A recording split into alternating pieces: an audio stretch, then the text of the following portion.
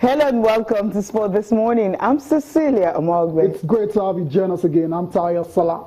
Today is the D-Day. We'll definitely get to know who wins the best player in Africa tonight in Abuja. Mahrez, Aubameyang or Sadio Mane? Yeah, I mean, this creme de la creme.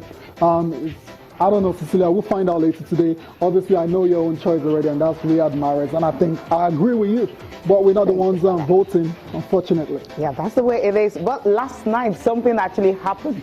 Talking about Wednesday night, something spectacular happened. The winning streak is finally over. Yeah. Wow. I think Chelsea fans will have to relax now, right? Yeah, I mean, yeah, very disappointing, obviously, but take nothing away from Chelsea.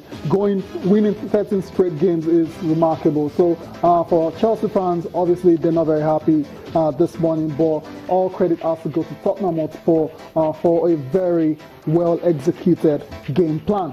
Okay, from the English Premier League, we go to the NBA, where the Golden State Warriors, simply overpowered the Portland Trail Blazers 125-117 early this morning. Cecilia, no surprises there at all. The Golden State Warriors, they have the best record in the league. They've got the best offensive players in the league as well. So Kevin Durant, Steph Curry, Klay Thompson, Draymond Green. Okay, it's enough. Yeah, we know. So no surprises at all. Good win for the Golden State Warriors. Yeah, definitely it's a good win for them.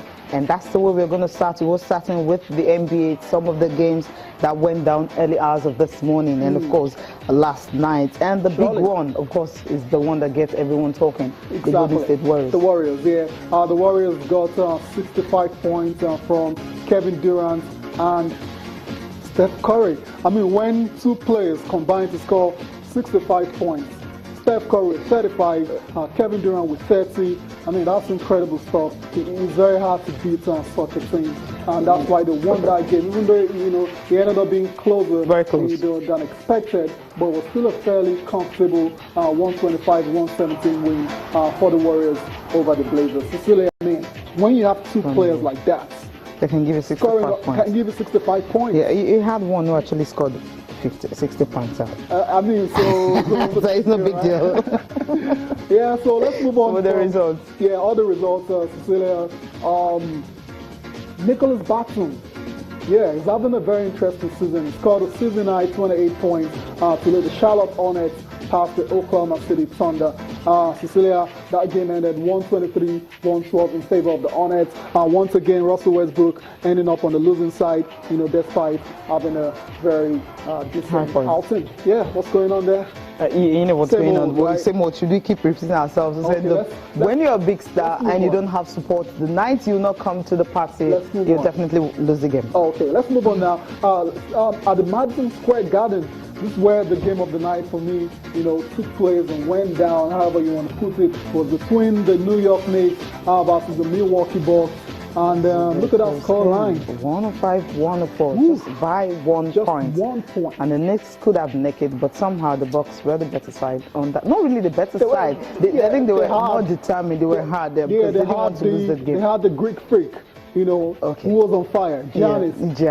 Once again, the guy you call Adetokounmpo. Exactly, Adetokounmpo. He was the one that made the turnaround jumper that actually sealed the 105-104 victory for the Milwaukee Bucks.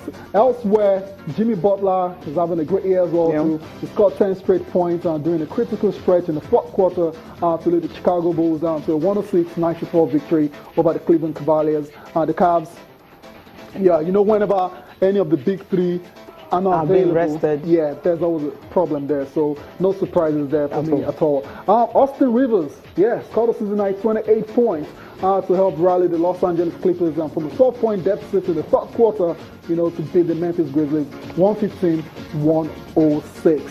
And that's about it in the NBA. Just before we leave the NBA, Nigeria's Al-Farouq Aminu, finished with 12 points and 7 rebounds in that game against the Golden State Warriors. But obviously, it wasn't enough to help them win that game. Because the firepowers were just too much. Exactly. And when those two big guys decided to play that night, usually 21 points, 20 points, I was like asking, what's wrong with these two guys? Why don't a high-scoring side? But when you have 3 good shooters, yeah. and you know somehow they just have to divide it among themselves. And obviously, they have to share the shots. Yeah, so that's the way. That's why. Yeah. So Farouk, I think 17 points were actually high and a good one for him. But somehow, when you're playing against the very best in the West, or rather, best in the NBA. Best in the NBA. I mean, they've got the best record. If you're talking strictly numbers, then the Golden State Warriors are the best. They're the best. Okay.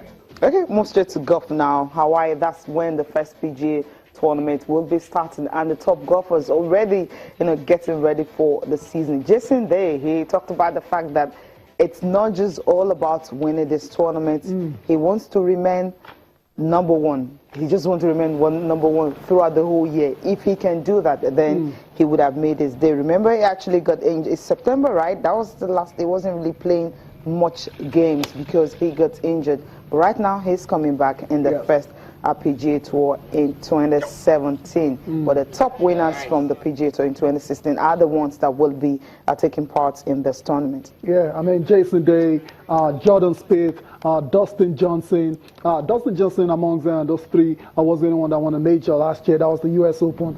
For Jason Day and Jordan Spieth, not spectacular year for them by any means. They didn't win a major. Both of them are still quite young, Cecilia. So it'll be very interesting to see the kind of comeback they make this year. Jason Day has already set his own target that he wants to remain. He's the world number 1 already, but he wants to go a whole year as the world number 1.